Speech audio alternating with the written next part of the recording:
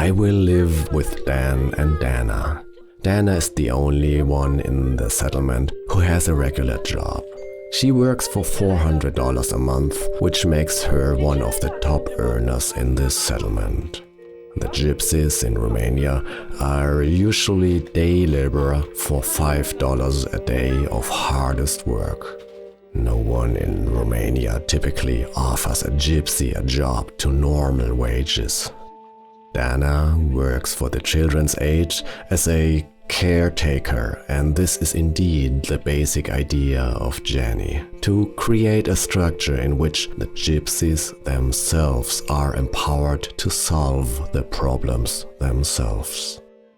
The next morning I am picked up by a horse carriage and I am taken to Cascada. Cascada is the trash dump of Sibiu, and the gypsies have built an illegal settlement there. Every few years, the bulldozers arrive and the houses are demolished and burned with gasoline.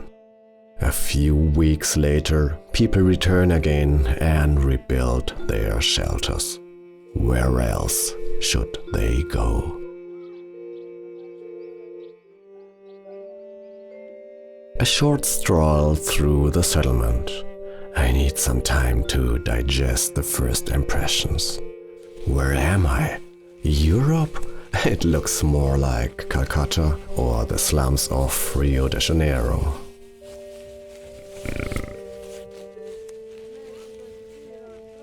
We visit a family whose house burned down a year ago. The 3-year-old daughter burned to death in her bed. A son suffered severe burns. He hasn't been talking ever since. Scars are on his face. He is in constant pain. 9 people to perhaps 100 square foot and no toilet.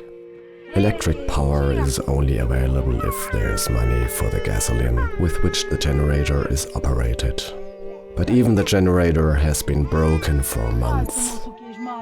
The cottage is not heated in the cold of winter, as wood is very scarce.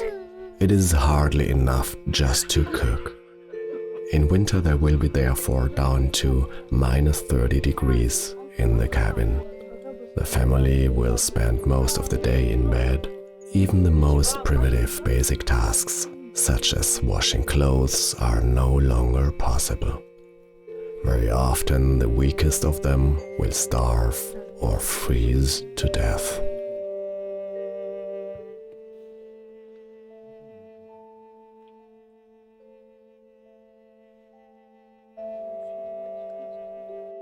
I arrived in Dan's hut and they are lighting the fire. It has become dark. Dan's waiting for Dana, who is to bring gasoline for the generator so that we have light. The last candle stub is burning down slowly. In the light of the candle I see a cockroach. Well, it could be worse.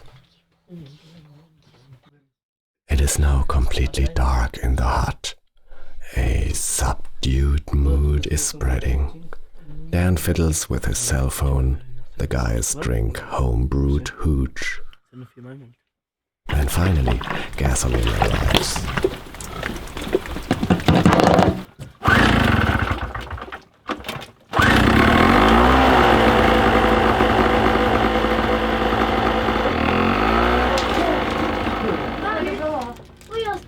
The cabin lights are on. The family comes to life. Resting time is over.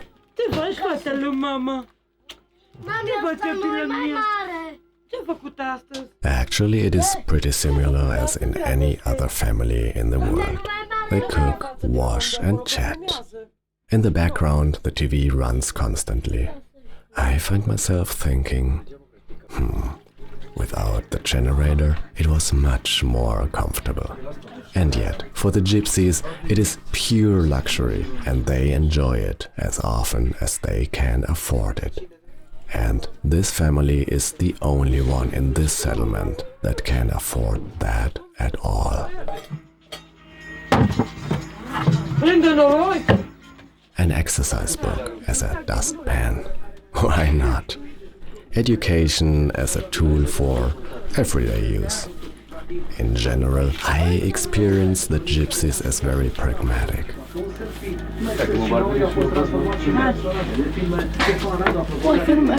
Dana earns in her job in the children's aid sometimes on a weekend more than her husband Dan throughout the month. Most of the other gypsy families are sitting in their dark huts without electricity or warm fire and without water, because that is already frozen by now. The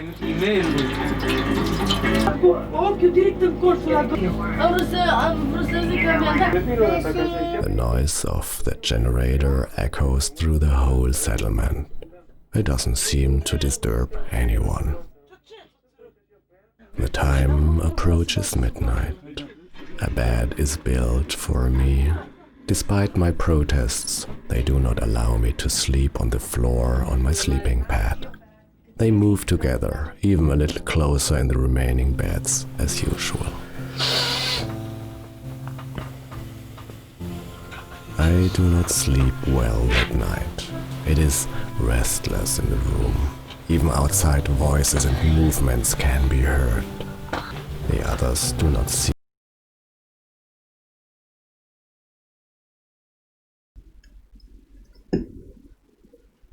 Welcome to a new Biden administration, provided he gets into office. Here is what we have to look forward to while the rich stay in their beautiful houses.